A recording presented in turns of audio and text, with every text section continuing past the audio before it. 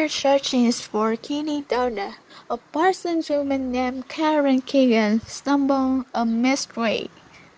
When her 3-adult sons underwent genetic testing to determine whether they were matched for kidney donation, the test showed that 2 of them were actually her sons. Keegan knew she was her son's mother. She had conceived and given birth to them. Figured there must have been an error. Her daughter pursued further testing, only to uncover something even more confusing. She was her children's biological aunt. It turned out that Keegan had a second genome in some tissue and organs. In other words, some of her cells had a completely different set of genes from the others.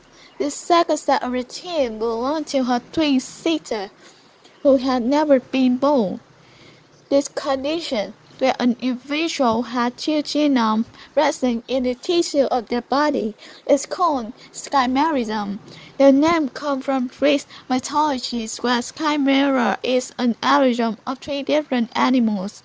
Individuals with chimerism might have 2-tone skin or hair, or 2 different colored eyes, but more are believed to have no visible sign of the condition.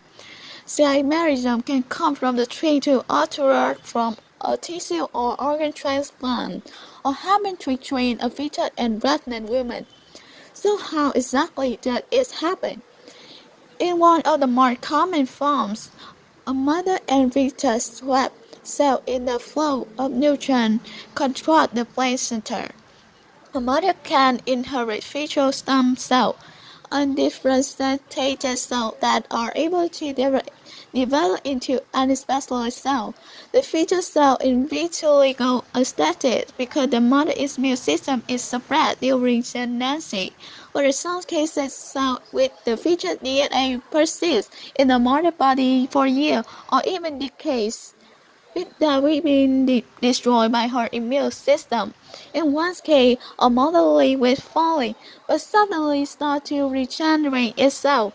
Her daughter biopsied her liver and found DNA in the regeneration tissue from a pregnancy almost 20 years earlier. The fetal stem cell had grown in her leads and specialized in lead cells. Karen Keegan, meanwhile, acquired her second genome before she was born, very early in her own mother's pregnancy with her. Karen had the fraternal twin. Karen ever absorbed some fetal stem cells from twin arrow. We did not develop the term. By the time Keegan fetus developed an immune system, it had many cells with its genome. And the immune system recognized both genome and her body, so it didn't attack to destroy the cell with the second genome. We don't know how much of her body was composed of her cell with the second genome. This can vary from one organ to another and even between tissues within an organ. Some might have no cell at all with the second genome, while others might have many. Only some of the eggs producing tissue in the whole ovary must have carried the second genome. It's time to concede there would be no way to retest which genome would be involved. We see how 2 of her children ended up with the gene of a woman who had never been born. This can also happen to father.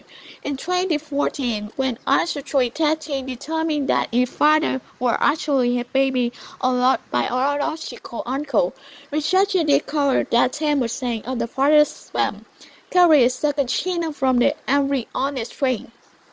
Cases like this challenge our reception of the genetics.